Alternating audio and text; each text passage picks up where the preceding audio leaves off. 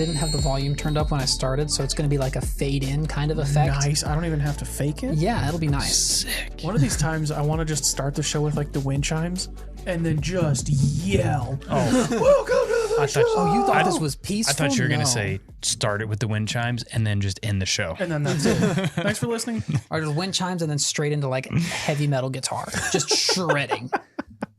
Something I'm very good at. Welcome to the show, everybody. This is Understable Minds. My name is Anthony. Sitting across from me, I've got Mr. Eric McCabe. What up? And sitting next to him, I have Mr. Danny Lindahl, our wind chime expert. It's by your the boy. way. Yep, The classic intro to every show. Except the ones that he's not on. that's true. You Right, guys don't but- do it without me. No, Heck no, dude. That's your disappointed. thing. That's your thing, man. That's true. That's the Danny Flair that we're looking for. To get involved with the show a little bit more, I would strongly encourage you to head to our Facebook group. You can just search for Understable Minds on Facebook. It will pop right up. You can join there, hang out with us. There's a lot less wind chime going on there, but there's probably some more structured content and In more general, yeah. stably minded folk to Yes. talk to. The minds are more stable over there for Level-headed sure. individuals hang out there. The three of us, not quite, not so much. This past weekend, I had a fairly level-headed weekend. Didn't really do a whole lot. Played in the Hops and Heisers. It was the first week of Hops and Heisers, which is a local league run by our very own Derek Savory. Meat. It's a random Meat. It's It's an old joke. That is an old joke. Never That's getting old. Super old joke. It's a random flip dubs event that he runs through the winter. And I like to play him in kind of the beginning and middle of November when you still get those nice weekends. And then once it hits like January, February time, it's usually Derek and a couple other nuts out there when it's. Yeah, I'm usually one of them. Yeah. The onesie That's round. usually, we did do a Tradition. onesie round. That's always fun. You get an couple extra mulligans when you wear a onesie to the tournament. Hey, so, nice. hey, Random Solid. flip dubs are like my favorite format Yeah. because like there's no pressure. none. Right. It's always just a good time. Especially when you're in a onesie. The most casual. But other than that, I didn't really do a whole heck of a lot of disc golf until Sunday afternoon, but we'll talk Ooh. about that in a little bit. I want to know about your guys' weekend. Did you have any sort of disc golf action, or I'm guessing Eric probably got out on the boat, had some fishing action? I did. What about you? You go first. I was up in Manhattan. I went to K-State football game and then painted cabinets Wow. Nice. and also my hands. But Is that this was like your more second incidental. job now that you're just painting things? No, I just get to play with fun tools. Okay. I have a saw, like a circular saw. So you're just cutting things and painting them? I was going to say, hold on. You said you were painting, but you're playing with a saw. Oh yeah, paint sprayer I'm too. interested. Do you just like dip the saw blade and then turn it on and just Ooh. spray paint? Yes. Nah, it's a bit artsy fartsy. I'm Rinse and usually repeat more by his fartsy than hands. artsy. Yes. And we also put up. She has cats. We put up shelves like up nice. above the door frame Nice. so they can run around up there. That's cool. They loved it. They don't know how to get down.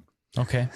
So But they that's can get a up little there? entertaining. They can climb up, yeah. They have like a thing that they can climb up, but they don't know how to climb down it. So they usually either just whine or just yeet. Yeet. It's carpeted, so like they're not going to hurt Yeah. themselves. And they're but- cats. And they have 9 They lives. can do this 8 times and be completely fine. Facts. What about you, Eric? Well, How that was your sounds like a weekend? fun weekend. Let's see. Saturday, I went to Nevada, Missouri for a ribbon cutting on a course that I designed over there last year. Tyson Jones over at the farm had the farm tour event there. 2-day, 1 round a day, I believe, B tier.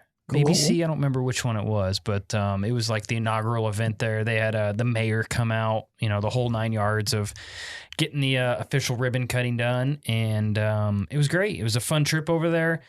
Course is looking great. They've got all the baskets in. They're looking to do a lot more of this next year, and I think the city donated like $2,500 Oh my for the event. gosh. And the funniest thing about it, the city manager was there, and he's like, $2,500. Like, wow, these people are going crazy for that little of money. Next year, let's put more money into this event. Let's do it right now, sir. So let's keep Nevada. If you see an event going on at Nevada, there's going to be good money Some there. added cash. So yeah, absolutely. So Nice. that was my Saturday. My Sunday was spent on the boat. It was beautiful weather. My buddy Gabe and I went out on his boat and caught about a dozen crappie Nice. and brought some home, filleted them up, and baked them, and enjoyed a delicious dinner on Sunday night, watching the Chiefs dominate the Raiders. The Raiders. So that was my weekend. It was a great weekend. It was a very good weekend for me. Cool. On Sunday afternoon, flipped the channel after watching some football over to ESPN2. Yes. There was, I believe this was the first airing of it was the Pro Tour Championship. And I've seen a lot of discussion online about this where, first of all, before I get into it, did either of you guys get the chance to watch it? I recorded it for the numbers, but I have not had the opportunity to sit down and watch it yet. Okay. I've heard good things though. I don't have ESPN. I haven't watched it yet. What about ESPN2? Because that's what it was on. I don't have either one. Okay. I would imagine if you don't have one, you probably don't I have know. I'm just saying. I don't have I'm just TV. saying. I just watch YouTube. That's fair. So Me too. YouTube TV. There you go. Yeah. Like Eric said, there's been a lot of chatter online about it, obviously, as this was a fairly big deal. And I've seen kind of mixed reviews. I saw some people that were really disappointed with it, and I saw some people that really liked it. And if I had to, I would say I probably fall into the latter group. I thought it was really entertaining. I thought it was really cool. The way, spoiler alert, the way that they kind of went through everything, it had the feel of like a documentary rather than round coverage. Cool. It was not stroke by stroke coverage, and there was a lot of voiceovers and a lot of B-roll stuff. And they kind of start you at the beginning of the tour, kind of the middle of the tour, leading up to the Pro Tour finale. And then it was a 2-hour spot. The first hour and a bit were probably leading up to the Pro Tour Championships. And then the last maybe 45 minutes or so were the actual Pro Tour Championship. I like that though. It kind of tells the story. Like, how did we get here? Instead of just, here's 4 players playing for $30,000. And it gets people invested in like the players. Yeah, exactly. Yeah. And I think if I had to have a knock against it, I think maybe they went a little too overboard on that.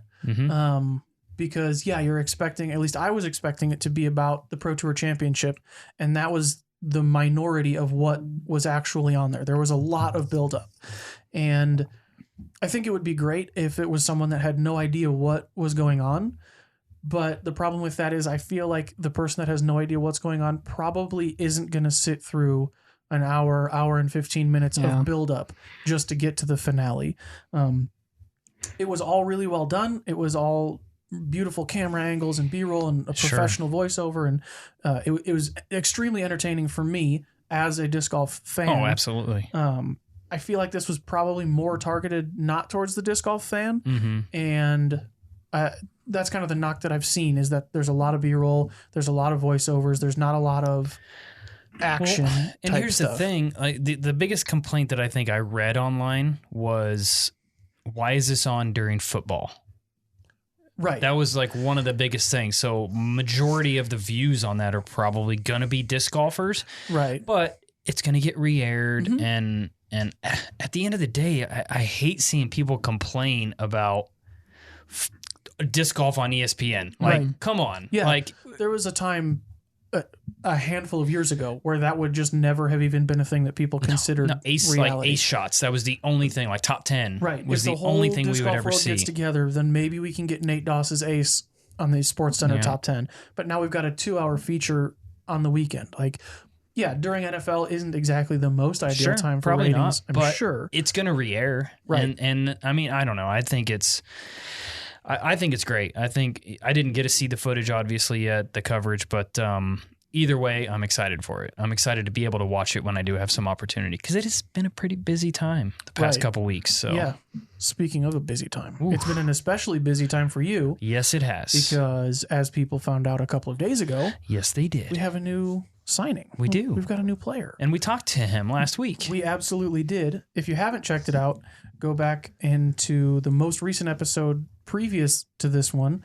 And Eric and I sat down with, like I said, our newest team player, Gavin Rathbun.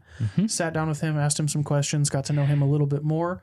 And freaking stoked, by the way. I'm super excited to have Gavin join the family. He is a stand-up individual. He's one of those players that when he's on the course, you have no idea how he's playing, because he's always got that positive attitude.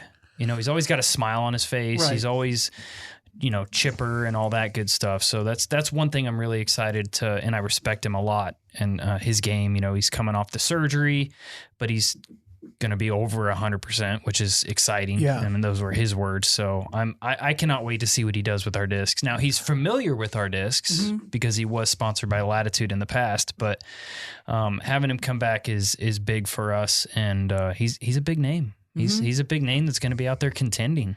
He's got a mustache. So and he does have a mustache. He does have a mustache. Solid. And it's funny when I was talking to him about negotiations and everything, his mom was on the call, and, we had addressed the mustache, just not in a negative way, just said, hey, love the mustache. I love the stamp. I love your shirts and all that. And his mom said, yeah, he wanted to shave it, but I told him he's got to keep it now. So it's his mom telling him that he's got to keep the stash, which is kind of opposite what you would normally think. But it's great. I love it. That's really funny. That is the complete opposite of my mother. I told her we were doing No Shave November, and that's going very poorly, by the way. Extremely itchy, not a lot of facial hair. It's the worst. I think you look good. When it's like short and it pokes, especially on your neck, when you turn your head down and the short hairs poke into your skin. Yeah. It's the worst. It's awful. I think it's great. But periodically my mom It'd be weird if I shaved, I think, more than... Right. Maybe I should have shaved the entire month of November. I don't remember and you what guys your chin have looks to, like at this point. Yeah. That would have made more sense. But periodically my mom will just send me a card of hey, hope things are going well, blah, blah, blah. And this time she said, so this weekend I'm going back home for a friend's wedding. And she sent a card and it said, it said something about can't wait to see you guys this weekend. Don't know how I'll like your whiskers or something like that. So that's funny. My grandpa would have always told me, every time I saw him, he would say, "Did you lose your razor?" That's all he would ever say. "Did you lose your razor?" Which is always a great. Yeah, that's super funny. So maybe I'll have to follow in Gavin's footsteps and first of all get really good, and then then gain a following because I'm really good, and then make some sort of a stamp with my hair and mustache. Perfect. And hopefully by that point I'll be able to have grown a mustache, because it's going to take some time for my game to get to Gavin's level. So there's potential for facial hair to grow in that amount of time. I'm considering as an end goal for No Shave November is to leave the cheeks and the goatee and then curl the mustache into the handlebar shape. Ooh, sick. How long did you have to grow it before? It was a while. It was a few months. But I'll know. If you just push really hard, maybe the hairs that'll help. Yeah, I still have the wax though, so I should be set. There you go. Yeah, you're completely set. And you have the advantage that's also kind of a disadvantage of your facial hair is blonde. Yeah. And so if someone's looking at you from a distance, they can't really tell. Yeah. There's kind of spots where they can tell. It looks like it's dirty. It looks like, you gotta take a shower, guy. Really? I don't see that. I think it does. No. It's just a weird texture. It looks kind of like I ate a milk dud and kissed a cat. It doesn't. Ate a milk dud and kissed a cat. Is that what you just said? Okay. I'm just making sure I heard you. If there was any time to not misspeak, that was it, Danny. Well done. Yes. Well ate a cat played. and kissed a milk dud. Wait, what? Wait, what? Hold on. It's from a Garfield comic strip a long time. How is Tracer doing? She's We fine. need to check on her. Violent, but good. Yeah. So I think we're very excited for Gavin. There's been, obviously last week we talked about a player came to town and we filmed some stuff with them. Like you alluded to, Gavin is coming off of a surgery just over 3 weeks ago. Yep. Wow. I saw somebody make that comment online. Yeah. Yeah. That was not the person that came to Emporia. No, it was not. We had them throwing. So continue speculating who the other player and or players are that we may or may not sign. There's some good ones. But we will. And it's kind of funny. This is the first time ever where I've been, air quote, in the know. Oh, right. And so before it's just been speculating, and somebody would say, "Oh, so-and-so is going to sign with such and such." And yeah, that'd be so cool. Could you imagine? And now I read it, it's like, nope. Or, this guy got it. I wonder if they just guessed, or did somebody tell them? Or this person is way off. It's been really interesting kind of being able to be on the inside looking out of, nobody has guessed that so-and-so is going to play for this company or that company, or everyone's guessing this, but they're totally wrong or whatever. It's, I don't know. It's going to be interesting. I can't, I'm so looking forward to next season. I'll just say that. That's where we'll leave it. Yeah. I bet you're ready to be done with this part of the season. Yes, sir. I am 100% ready to be done with this part of the season. God. Yeah. I'm not I mean, your entire workload is very different right now than it is like in 4 months. Because right now it's all team stuff, no course design. Yeah. Where once the season gets nice and rolling, the team stuff kind of dies off, and then you get to go do the core stuff, walk around through the woods. Where now it's probably just a lot of phone calls and emails. Yep, and video chats and yeah. We'll say we'll leave it at that. I like that. Really I fun, like that. Really fun conversations. Yeah. So in the announcement of Gavin and the ensuing conversation and buzz around that, I was talking with some people online about different things, and a conversation came up that I was, maybe I'm the outlier, and so I wanted to get your guys' thoughts on this. And basically, the conversation revolved around why people buy discs. Yeah. Right. And so for me, that answer just entirely revolves around the flight of the disc. If I like how the disc flies, if I like how the disc feels, I'll buy it and I'll put it in my bag. Everything else is kind of secondary to that. Where there was a large number of people that at least I was talking with that the reason that they buy discs maybe is different than that. Okay. They buy discs to hang it on the wall. They buy it because their favorite player throws it, or their favorite player has their name on it, or they really like the artwork, or anything like that. So what is the reason for you guys that you buy a disc? For me personally, I don't buy a whole lot of discs. For you, does it just revolve around your name being engraved in the bottom? Those I don't have to buy. You actually get $1 for every one of those you take home. That makes sense. No, when I do buy a disc, it's one of a few reasons. I'm either out of town at a shop and I see a disc that I love, or a particular run of discs that I know I like, and I'll buy that. Or if it's a tour player or a player that's kind of fundraising, like when Ty Love had his stamp put on some discs, I reached out to him and I bought a couple discs. Sure. I bought a couple EMAC judges to hang up on my wall, that kind of thing. So for support of players is probably leading the race and why I buy a disc. Okay. What is it for you, Danny? I think, supporting players, either team series discs or fundraiser discs. That is the reason that I've bought the most discs. But the reason I buy discs that I like throw for my bag is usually if I lose one, or like a backup, or if it's just really pretty and it's one that I already throw, I'll just pick that up. Yeah. I'm not usually too concerned with like the stamp or like the artwork on the stamp. I'm usually more like the plastic itself. If it's like swirly or like that run of lucid plastic that's like really cool looking, I picked up some of those. So you've never bought a disc because it had a cool stamp? Is that accurate to say? I don't know, never, but very rarely. Okay. The most frequent reason that I buy is for supporting players or fundraisers or something like that. And then it's just a cool version of a disc that I already like. Yeah. Maybe I'm just a jerk then. I've definitely bought discs to support a player or to help somebody out in the past, but I wouldn't say that that's the majority of the discs I buy. I will use that as a kind of like a tiebreaker. When we came out with all those Lucid X Evaders, I knew I liked that and I wanted to pick some of those up. And so I looked at, okay, well, who do I want to support, or who has like a cool stamp? I really liked the Zach Melton stamp. It was kind of his name spelled out in the state of Tennessee, but I hate Zach Melton. Oh, fair. And naturally. So it was really hard to buy one of those. Sure. But, So you edit it and put your last name in there. Right. It's basically the same amount of letters, too. Right. Melton, Vanden, with the hyphens? Say it really fast. There hyphens? No, it's just spaces. Spaces. Yeah. But those don't count. It's just a space. So it's, and I'm totally from Tennessee. Been there a million times. So yeah, I don't know that I've ever, well, that's not true, because I ended up getting a Melton Lucid X Evader and a Jonathan Nicholson. Right? Yeah. I remember seeing that one in your bag. I really like bar stamps, and those two kind of look like bar stamps. I like both of those guys. And so that was kind of my deciding factor. But when it comes to like a stock stamp disc, I don't know that stock stamp artwork makes a difference for me. Special run artwork and team artwork and stuff like that definitely could.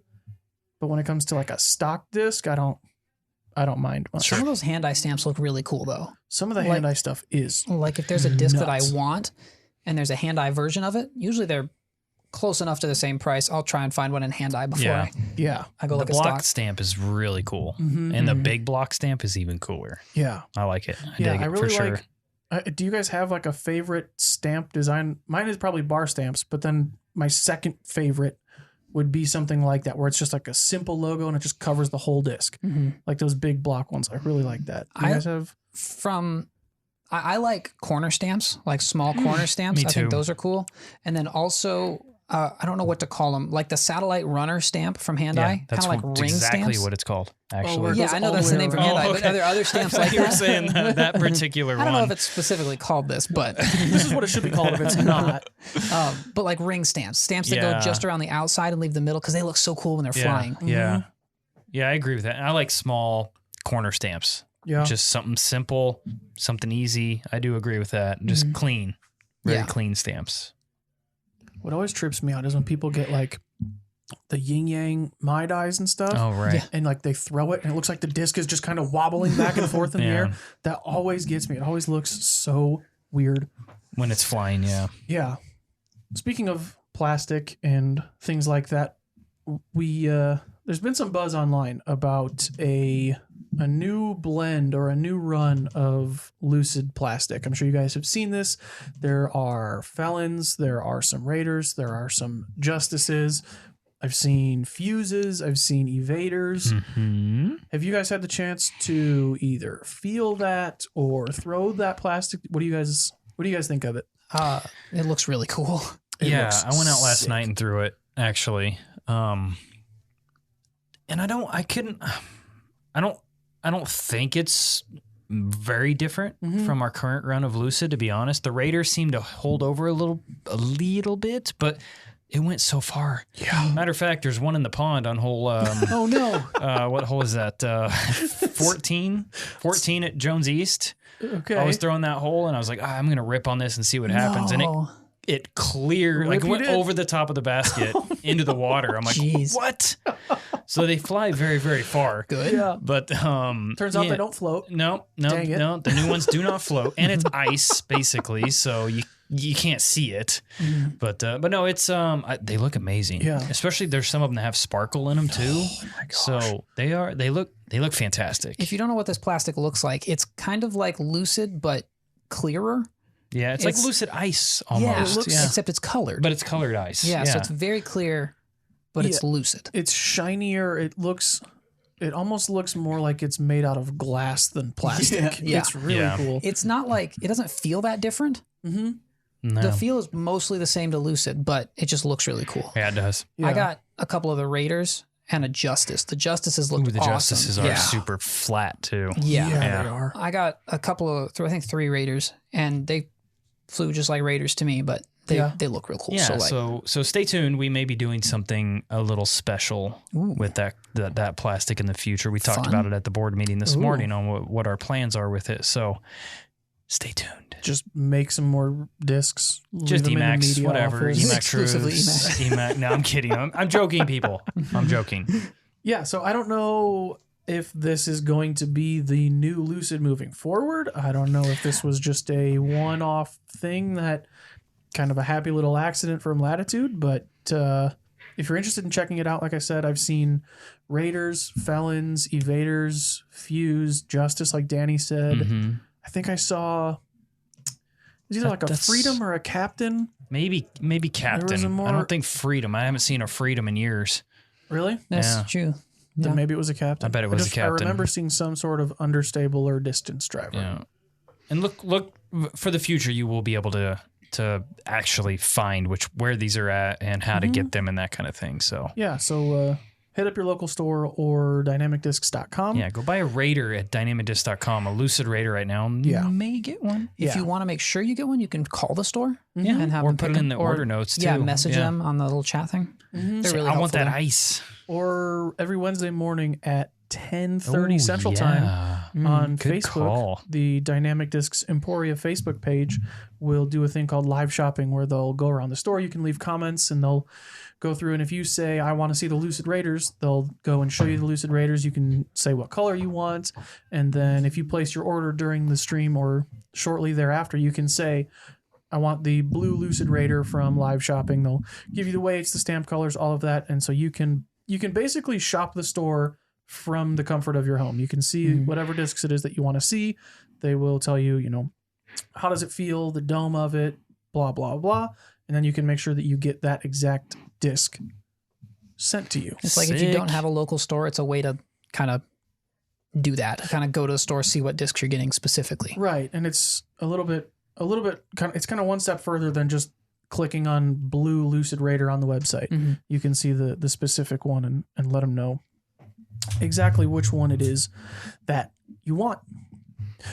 This is going to be an awesome segue. Yeah. You can hyper focus your orders. Just like Danny has a new hyper focused segment. Danny, take it away. Okay. So I have ADHD, if you didn't know or couldn't tell. Oh, is that like... Never mind. Go on. Anyways, dang, I've only got like 65 of them. Doctor told me I had 80 of them. 80. I don't know what HD is, but I got 80. I got 80 of them things.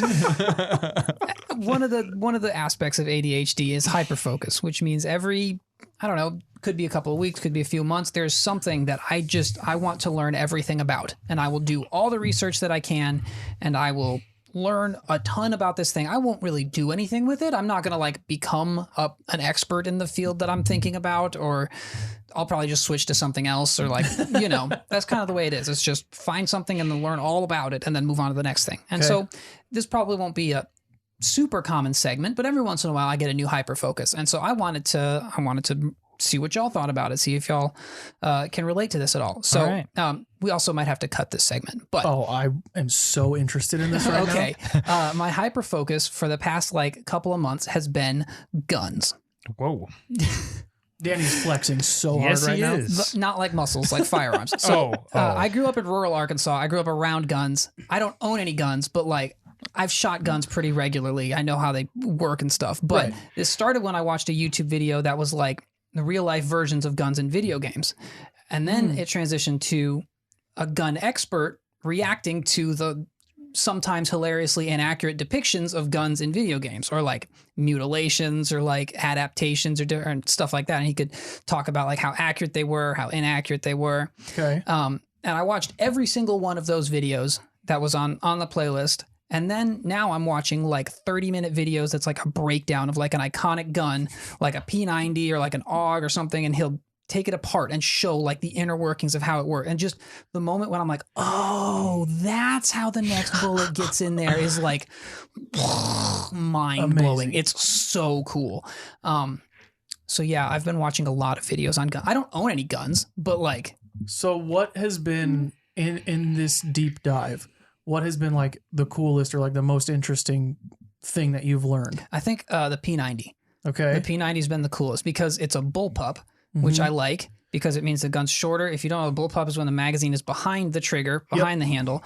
And I also like because the bullets are sideways in the magazine and it like sits on top and then it turns them as it goes in. And I thought that was going to be like a big complicated thing, but no, it's just a spring and like a little lever, just bloop, and it puts the next one in. Yeah. I like the small compact guns, and then the big sniper rifles are like really cool. So you're not interested in the middle. You either want like the tiniest little like Men in Black style gun that like you can hold with 2 fingers, or the biggest thing that you need a truck to carry. Pretty much, yeah. Like that Corvette that drives around town with the... Yes. Yeah. So moral of the story, consult with Danny before you go hunting. Don't take Danny hunting. I don't actually know anything about it. I'm just like, unless you're hunting with like some version of like a World War II gun that, there's an Australian gun that somebody like built in their garage or whatever. And this sounds legal. It was at the time because it was like 100 years ago.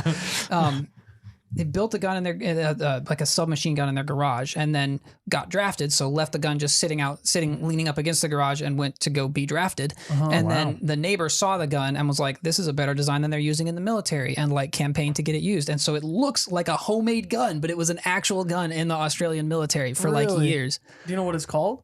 No, Owen. It's something Owen. Owen, like Owen Wilson. Owen? Yeah, I think that was his name. Good naming concept. Yeah. See, like that's the thing about hyperfocus. I don't know much, but there are very specific details about the randomest things that I know. That's crazy.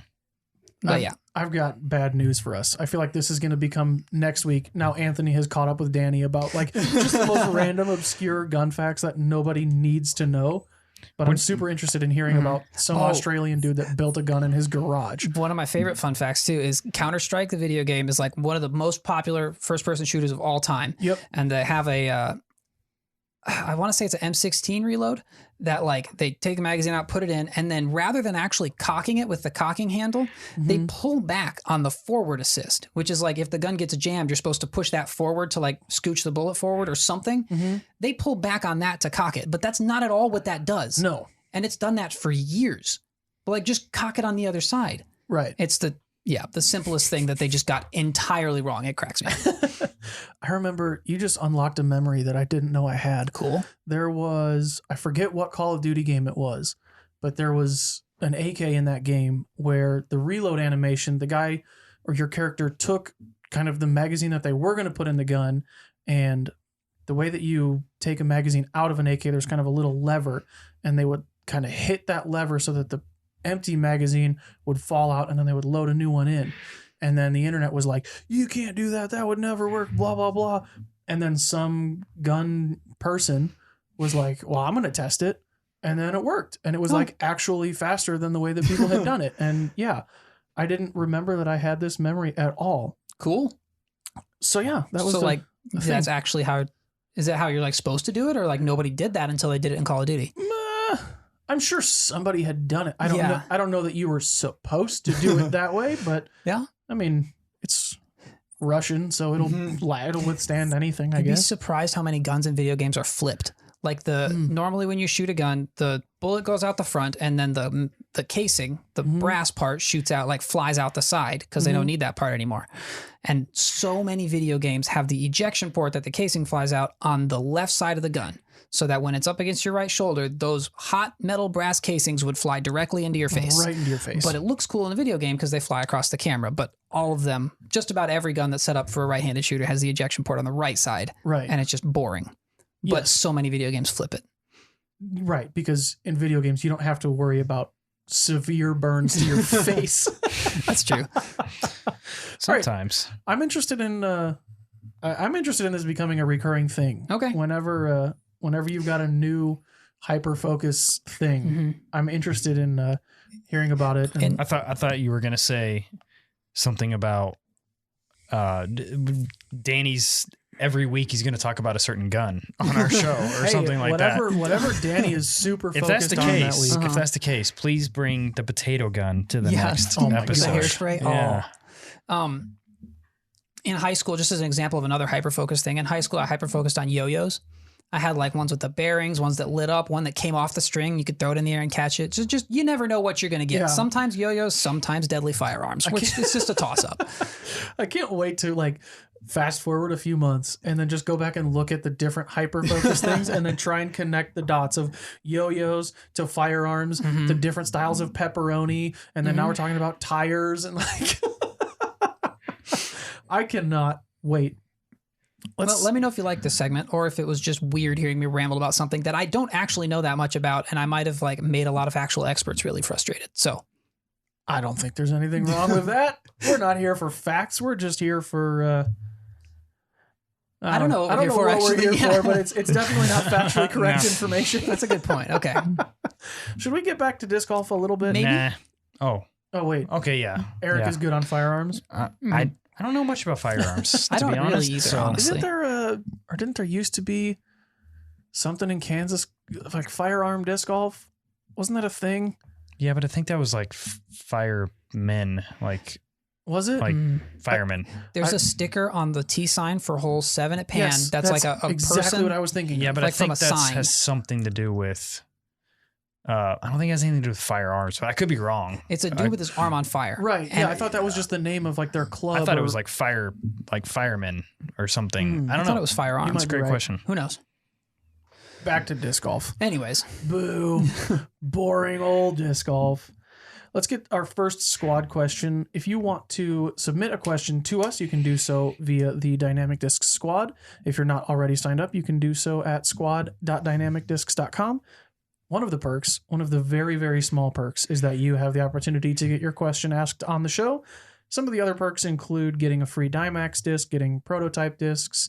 Rangers will get VIP access at the Dynamic Discs Open. Ooh. You can get some really cool stuff in there. One of the very small ones, like I said, is getting your question asked on the air.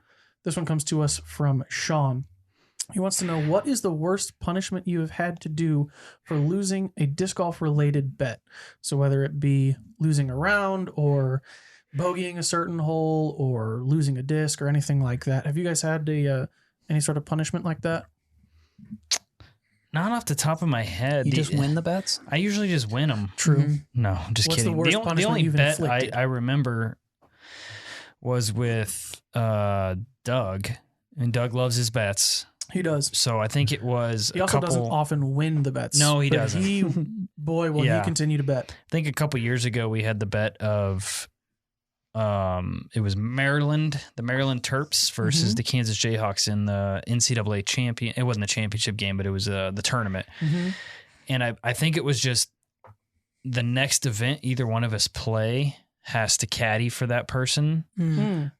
wearing the jersey of, Nice. Yeah, so when did Doug caddy for you? Doug caddied for me. I don't remember when it was. I have a picture of it though, of him wearing a KU shirt, and I even bought him or I made a mini with a Jayhawk biting the head of a That's terrapin. hilarious. Yeah, so it's pretty good. That's the only one that really comes to mind. I don't make a lot of like crazy bets. Yeah. I don't know. Play for a couple bucks or Maybe because whatever. I just don't want to lose and do something Right. really weird.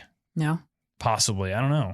Do you Yeah, have we any? usually play for a couple bucks is about it. Yeah. Like losing a couple dollars is standard. Yep. Do you have any, Danny? Not really. I mean, I've seen a lot of stories of people, but like I don't know. I usually just go play by myself or like with tags, and so Mhm. it's not like I have a group of friends that I go out and play with regularly. That the type of people that would make bets. So Okay. not really.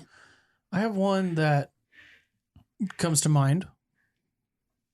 Since we're the ones in charge of this show, I can give myself approval to say it. Okay. It may not be the most PG thing. Oh. I would also not encourage anyone to do this, but when I first started, we had a rule where if there was a tree within like arm's reach of the tee pad, like 5, maybe 10 feet, and you hit that tree on your drive, you either had to re-tee left-handed and play lefty until you were inside the circle, or you had to play the next hole with your pants at your ankles. Wow.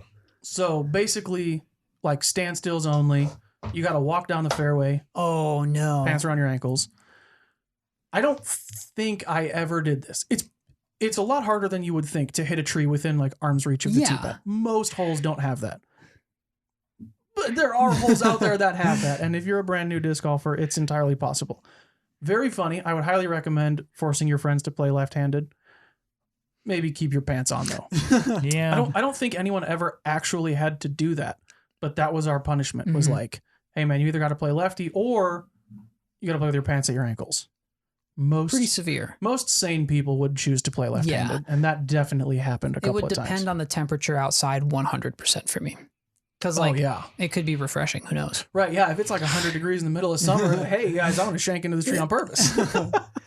Wow. I've seen people who have lost bets have to like play in a dress for their next round or Mhm. something, That's funny. or I don't know, wear ridiculous outfits usually. Yeah, But I haven't seen anything like that. At least that I've Oh. heard of. I definitely like that better. Yeah. Well, yeah. We've got one more question from the squad here. This one comes to us from Tanner, and it's not exactly disc golf related. Tanner says, you get $100 million. However, there's a snail that constantly follows you. You can't kill the snail. It's invincible, and it will always know where you are. But it still moves at the speed of a snail. If it touches you, you die. Do you take the money? How much money? 100 million. $100 million. The way I've heard it is you get 100 million and immortality. Like you live until the snail touches you. Like unless you like get hit by a car or something, like natural causes, you will not die until the only snail way touches to die is that this snail touches Yes, you. apart from, I guess, catastrophic things. Sure. Interesting. Are you guys taking the money? I would not take it because $100 million? 100 million is a lot of money, but anybody who's like won the lottery, I've not heard a single story of them actually like coming out ahead. Everybody that I've seen that's like, oh, I won the lottery, I got all this money, their life is ruined. Whether it's people coming after them for money, whether it's people making up accusations about them, I'm or willing anything to like risk that for $100 million. I'm happy where I am. I like my job. I like Emporia. I'm chilling. Like, who needs 100 million? Yeah. Plus the snail thing. Like, I feel like you'd have to love traveling. You'd have to like move somewhere, move across the ocean for like a few years and then move back. Yeah, I guess does the snail does he say I'm assuming the snail is just constantly moving. It doesn't have to eat or sleep or anything like that. So yeah, I mean, maybe you take the money and then you just go to Italy for like a couple months so that the snail is just cruising across the ocean. And then you come back and now you've got a few months of like free time. You don't even have to worry about this thing. But you're going to worry about it. Right. There's only one thing that can kill you and it's coming. Like, you're telling me you're going to be able to sleep? Right. That sort of inevitability would be worrisome. Mm-hmm. But also, I've got $100 million. That is true. What? So what happens if you have $100 million and you get one of those like water jetpacks where it just is powered by the water and you just float? Like, it'll be there when you come down. But you can float forever. Maybe not forever. Would you want to? I mean, I would like go up there to sleep or something. Surviving is not like the issue. You can figure out ways to survive, but like, would you be able to sleep? Would you be able to relax knowing that eventually this thing is coming for you? I think I think I would be fine for a little while. Yeah. And then, like go fly in a plane and go to Italy for a couple weeks. Yeah, how long it's going to take that snail to get there? And then, by that time, I've got Unless he hops on a few flight. Weeks of sleeping easy and then... He could get on a flight. 10 or 11 that little days. snail could get on a flight, and I guess that's the thing is that, like, can snails swim? Do I know where the snail is, or I'd have to be on the lookout, and all of a sudden there's a snail right there. I gotta go. Yep. Well, I mean, when I sleep, I would just put a bed of salt around myself. Snail's immortal. That's cheating. Why not? Snail's immortal. It'll just crawl over it. Yeah, the snake's or the snake. If it was a snake, I'm out. Heck no. Snail, I cannot run. Snake, I would try and make friends with the snail. I'll be like, look. I'll give you $50 million to leave me alone. Do you think a snail is to be my best interested in friend. U.S. dollars? I'd buy him a drink first. Wow, interesting. Butter him up. Interesting. A margarita? Yeah, I'll get him whatever he wants. Here's a nice little fish tank. Lots of sand to roll around. Go to the pet store, pick up a couple female snails, and be like, here. Oh, man. Bro, check this out. A couple female snails. Oh, wow. So, Eric, you sound like you're in. I'm in. You're taking the cash? I'll take it. I'll do it. Let's do this. Who's paying me? The snail. Okay. Snail money. Snail dollars? Snail bucks. I think, Danny brings up good points. I just don't think it's worth the anxiety. Like, I don't have an anxiety problem, but I would.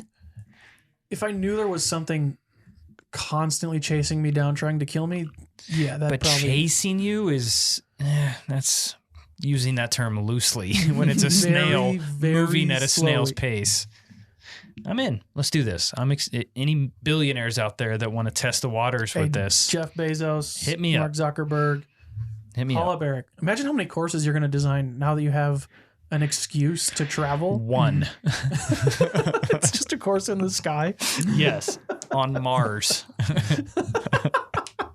That's what you do. You just fly to Mars. It takes months. $100 million. That's true, yeah. All right. Let's get to your Facebook question, Danny. Okay. Facebook question this week is, what disc golf related thing will you be doing this off season? We know Eric's. It's running away from snails. Yes, he's got that covered. Done. But my thinking was like, with the time change is like the beginning for me of like, I really don't play that much disc golf anymore. Like, in the off season until it gets warmer, the sun starts going down later, and I can actually play after work. That's when most of the time I go play, and I just can't do that now because it's literally dark. So what other disc golf things do you do? A lot of people said they're going to practice putting or working on their form. So some people said in their basement or their backyard, they'll hang up a sheet, hang up a net somehow just to work on their form. Practice putting, which is solid. It's a good answer. In my experience, it's optimistic, because I just get lazy and like, Any improvements I make, I'll forget by the time the season rolls around. I'll wait till like a month ahead of time, a month before. Some people said working on flexibility. That's a good plan. A lot of people said planning events. I don't think many like your average player realizes how much work goes into planning like an A tier. You have to plan that out potentially like a year in advance, like a long time. And between fundraising and getting the courses and everything. And then there were a couple that I specifically wanted to mention. Jeremiah said, during the season, I was practicing my forehand form inside and I launched my disc into the wall by accident and it ate a big chunk of drywall. No. So I'll be learning drywall repair this offseason. Hey, Jeremiah, hit up Danny. I got a saw. He's got a saw and paint. And paint. And paint, yeah. And guns. So I don't have gun facts. Gun facts. unless he's talking about the gun show here. Hey, gun facts. There we go. That's hilarious. Yeah, I thought that was funny. And then Eric here, not Me? What'd I Eric do? McCabe, this other Eric here. He's so lucky. He works in an indoor sports facility, so he can just throw discs for real. Sure. Whether it's practicing up shots or drives into a net, like, bro. That doesn't count. That's like the people who live in California and they're like, what off season, bro? It's 70 degrees every day. You don't count. Stop it. We have snow and cold and wind. Mm-hmm. And We like do. Northern Europe, like Sweden, Finland, it gets dark 24 hours up there, doesn't it? Or Yeah, does it have pretty to be close. farther? Not quite They're 24. like 3 months into the off season already. Yeah. Yes. No, They're in thank you. the no season. Right. So like respect to them too, but like I'm gonna whine about my off season too. However, a lot of Europeans I see in the off season in those type of facilities, indoor soccer arenas or whatever, throwing shots, being able to throw full rip shots and work on their putt. So they take the sport pretty serious over there. Mm-hmm. It's pretty awesome. Of Europeans in the off season, I saw a thing on Instagram yesterday. Albert Tam went swimming in an ocean. He did. Because he's a psychopath. Was he in Italy? I think so. Yeah. But it doesn't matter. No, it's way too cold to be swimming outside, Yes. Albert.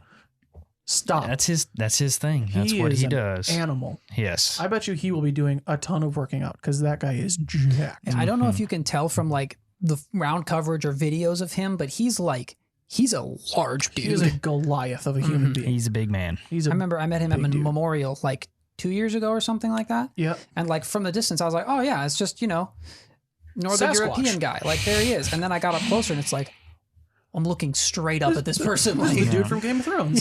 This dude is big. Yeah. So during the off season, I'm probably going to be working on like checking out a lot of Jomez content, a lot of Central Coast. Probably throw some Gatekeeper in there. Oh, a lot of people mentioned Disc Golf Valley too, playing disc golf games. There's a yeah. few like disc golf computer games that like their development's coming along on those. Yeah. So that could be cool to watch out for. I bet you I'll be grinding some video games. Mm-hmm. I can be the expert, like the gun expert on the disc golf game. Like if There I'll you watch this go. and be like, well, this form is wrong. The disc wouldn't go that way in real life. What are your plans this offseason, Eric? Oh man, I haven't even considered what I'm doing next week, let alone this off season. So, probably a lot of reaching out for course design, and I do a lot of course designs in the off season too. Some of the warmer states, even some of the colder ones. It's the best time of year to be out in the woods when there's no foliage or anything like that. And you can actually see lines and. It's really not that bad. No bugs though. There's no bugs, No no bugs. ticks, nothing trying to kill you. Maybe bear if you're in the wrong place or moose. But I'm not talking about going to like Alaska this winter to design a course. I'm talking about more like, Kansas, Arkansas, places close to me. Livable in the winter. But yeah, definitely. I'll be doing some course designs and doing some research and reaching out to cities and that kind of thing to try and get some more courses in the ground. Cool. Yeah. You can get courses in the ground so that the people that are planning their events can host play their them. events. Yeah, can host events on said courses. I like it. Nice. You should coordinate with those people. I will. Hey, plan an event at this course that doesn't exist yet. I'm reaching out to the city right now. We're going to make this happen. That's a confident power move right there. Right. Yeah. They'll say yes. Don't worry about it. What are your off-season plans, Danny? Do you have anything special? I'm I'm very much a fair weather golfer. I don't like going out and playing when it's cold because I'm cold all the time. And so getting colder is like miserable. The worst feeling when playing disc golf is when like, you know, when your hand is cold and it like doesn't open, the fingers don't move quickly. Yeah. Like you notice it a lot, like when you're texting or something and like your fingers are like really slow. And, When trying to putt when my hand is like that is the worst feeling. Yes. And so I just don't enjoy playing when it's cold. Even if I have hand warmers, gloves on right ahead of time, it does not work. Yeah. I'll go out and play like a charity event or something, but Sure, if it's something casual for fun. so I will I'll stay inside probably. Yeah. Play Drinking hot games? cocoa. We play video games? Do I? I don't know.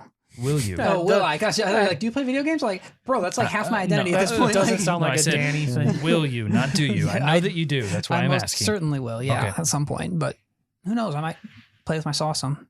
Tell you what now? Play with my saw. Cut some more stuff. Oh, okay. Whew. Fair enough. Just I'm interested in seeing you do some like, saw responsibly. yes, please do that. But I'm interested in you doing like a DIY cabinet or, you know, build something and make a video There about you go. it. You Some know, I think you off-season should do content. that. Time Yeah. lapse or something. Yeah. I'll get so many people in the comments being like, Oh. you mixed the epoxy wrong. Like, Oh my gosh. I this- did buy some epoxy yeah. because I'm interested in making like a bar stool or a table Oh, sometime in this cool. off season. So that's one thing I'll There you probably go. do. Yeah, I Nice. forgot all about that. One of my favorite things to watch is like the time lapses when people mix up epoxy and put something in it and then put it in like the vacuum chamber and Oh, suck all yeah. the bubbles out. That Yeah. looks so cool. Yeah. Yeah. You need to get a blowtorch or something. I heard that helps. Yeah. For sure.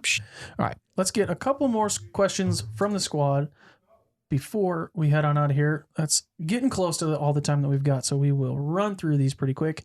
The next one comes to us from Justin. Justin wants to know, how do we think the bear will line up compared to the stag? And for anyone that doesn't know, the bear is a fairway driver mold coming from Westside West Discs Side? in 2022. I don't think Yeah, there's that's good. any Yeah. release time frame or anything yet, at least No. not that I'm aware of. Well, and we're in the very beginning stages of the bear too. Like Right. it's the a cub. prototypes that sent her. I think. Hibernating. I think yeah. I think there was like 9 of them sent to us, Okay. or something like that. So I do have a video on my YouTube channel of my first throws with the bear, and comparable to the stag, I think it's going to be. I mean, I think the plan was it to be like a Stag Pro. So Okay. like kind of a more stable version of the Stag. And I'll tell you, honestly, anymore when I get new discs, I'm not super excited thinking that it could make my bag. However, this one, I mean, it's a pretty solid disc. Yeah. Have you thrown it? It was either you or Gabe let me borrow one, and I got a couple throws with it, and it reminded me, or it made me think of what I imagine kind of like a beat up evader would be. I don't have an Yeah. evader that's super beat up yet. Seasoned. Yeah, but yeah. it felt straighter, it felt glidier, but it could still handle power. It could still handle some pop to it. And it feels great in the hand. And like It feels not a really big good. ram, kind of more of a fairway style What driver. speed do you so. think it'll be? Like 7 or like 9? I would have guessed like 8 or 9. Yeah. It Okay. felt a little bit faster. Yeah. Okay. Yeah, I don't So think kind of like Getaway. similar, but Like these a beat up getaway. a probably. beat in getaway. Yeah. Okay. And these didn't have like, when I think of a getaway, I think of dome Mhm. because it seems like every Right. getaway I've ever felt had a slight dome to it. And these came out relatively flat, but like you said, they have a lot of, they can hold up to a lot of high speed, throws. And I didn't ever, it never really like flipped over hardcore. Yeah, if it that looks makes like sense. It's got consistent fade. I'm watching the video right now. Nice. It looks like it's always Nice. going to come Live back. commentary. Yeah. Yeah, exactly. It always wanted to fight back. So You caught a unicorn on camera? You just threw a forehand with this thing. I know. Dang, Isn't that sick? Now that I dude. parked that Oh, hole too, geez, dude. yeah. Was it a good sidearm or was it Yeah. wobbly and sawed No, off? dog. I don't throw. No, dog. That sounds like movie no, man, magic That to doesn't me. sound like me. So in terms of the West Side lineup, is it fair to say it would kind of be between like a Stag and Longbowman? Yeah, I think that's Kind of like a it- hybrid of those two? I would say so, and I know a lot of players are kind of overstable distance drivers from West Side. The last couple that have been released have been Right. kind of that slot for Nico, we'll just say. But this bear, I think, is going to be very popular. People that love the Stag but want it to be a touch more stable Yes. are going to absolutely love this disc. It definitely feels like something that the West Side lineup has needed. Mm-hmm. Kind of a filling a gap that is a very popular spot and a very popular disc type. Yes. So I think Have think you it'll be thrown good. it, I think Danny? people like You it. haven't thrown it yet? Okay. Looks like kind of a slower boatman, maybe. I'm on a boat, man. Let's go. Maybe not quite as overstable. Okay. Aren't boatmen's kind of beef? Not really. The one I remember throwing when I first was testing out discs was kind of beef. Probably for you. Well, then what's it do for you, good sir? Super eyes are flipped. Depends. Do I throw it forehand? Roller. Yeah, if I got like a 50-mile-an-hour head, then I can flip that thing all day. But no, I do remember the boatman being beefy, but I haven't revisited the boatman in probably 5 years, 6 Okay. years. So it's been a while. Yeah, so I think it'll be good. Kind of a straight to slightly overstable fairway. We've got time for one more, and this one comes to us from Jeffrey. It's spelled Geoffrey, Geoffrey. but I'm guessing it's That was pronounced. the giraffe from Jeffrey. Toys R Us. That is. He is retired. Oh, Could be him. It could be. We can't prove that it's not. taking up disc golf. Working on the power grip with the host. Is All Toys R Us headquartered in Kansas? Because if they are, I don't think so. I don't think they're headquartered anywhere anymore, if you want to know the truth. so then it sounds like he relocated to Kansas. Perfect. Okay. Jeffrey wants to know for each of us, what is our favorite course in Kansas? I'm gonna go super biased on this and say the farm at Quail Valley. That's a good one. Yeah, that's a really good one. That's mine. There's a lot of unique shots out there, and the staff is always great. It's a private pay to play, so you never have to worry about someone having a picnic in your fairway. Yeah. And they're always. It just seems like for the first couple years that course was in the ground, every time I went there was something new that they were working on. You know, like Cool. new landscaping or a new island hole or something like that. So yeah, the farm at Quail Valley down in Winfield, Kansas is mine. I think Clover Cliff Ranch is my favorite. That's a good one. Yeah. Also private course. Mm-hmm. But just the elevation out there, the open shots, the wooded shots, it's got a good variety. The occasional bison Yeah, who knows? that are on the course. Or evidence of bison There's past. quite a bit of that out there. Yeah, those are stable. What about you? I think if it was just courses that I've played, I think I agree with Danny. I think it's Clover Cliff for me. That course is phenomenal. It's there. I was talking to the guy I got partnered up with at Hops and Heisers that there's shots out there that I just have never thrown anywhere else. Where it's like you're standing on top of a cliff, you have to throw maybe 200 feet straight, but it's also like 200 feet down, and that's hole one. Yeah. Like I've never thrown anything like that, especially not in Kansas where we have some elevation, but a lot of our holes are relatively flat or fairly slight in terms of elevation. Yeah, the place So- is beautiful. I think I would say that is Rosedale in Kansas. It is. I liked Rosedale. I've only played it twice, but I really liked that one. It's a unique kind of old school feel. Yeah, it because it's definitely been had around. I mean, it's been around for many, many years. Yeah, it kind of had that feel of a course where like, all right, I can go here and shred. Right. Like I can get birdies here. Mhm. I'm going to be feeling good. And then the other one that comes to mind was Waterworks, but I haven't played Waterworks yet. And it's in Missouri.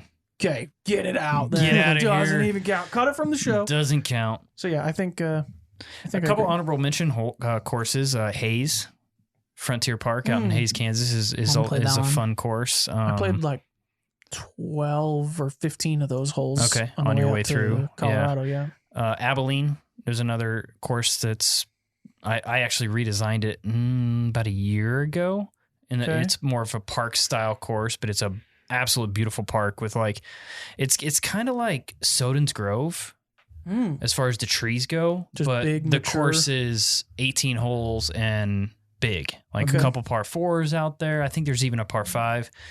So those are a couple honorable mentions that if you're just traveling to play good Yeah. courses in the state, those are two that you should put on your list as well.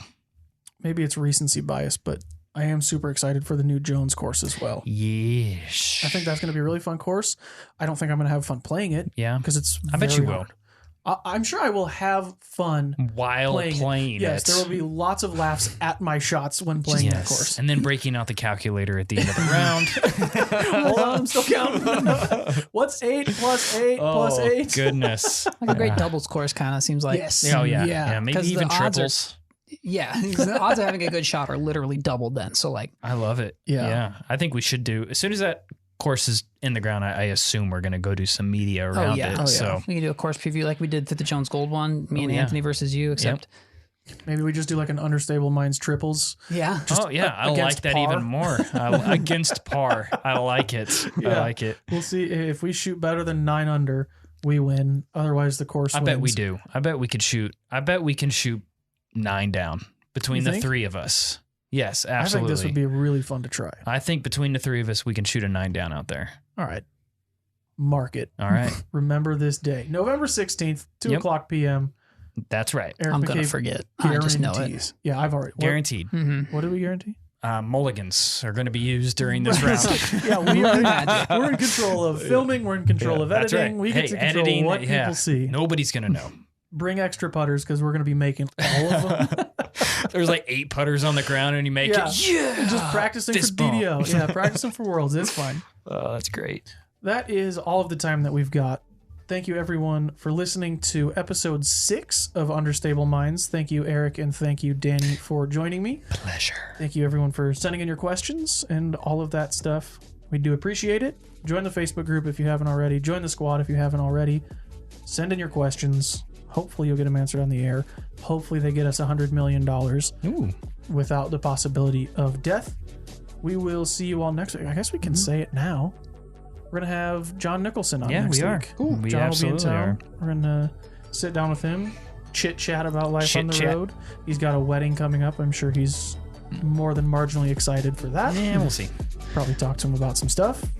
Get some questions. And shout out to my dad. Today's his birthday. Hey. Yeah. Happy birthday to Eric McCabe's dad. Yes. Do you have any birthdays, Danny? No. Dang it. None? Okay. I don't either. Yeah. Oh, Katie's birthday's next week. Okay. All right. Well, you're not going to be here next week. Yeah. So we'll make sure John tells Katie happy birthday. Yeah, yeah. Okay. If he doesn't, We'll make sure it happens. He's off the team if he doesn't. Yeah, of course. Guys, because I can do that. All right. Thank you, everybody. See we you, will. Crocodile. Wait. Gator. Tuna later. Just say tuna.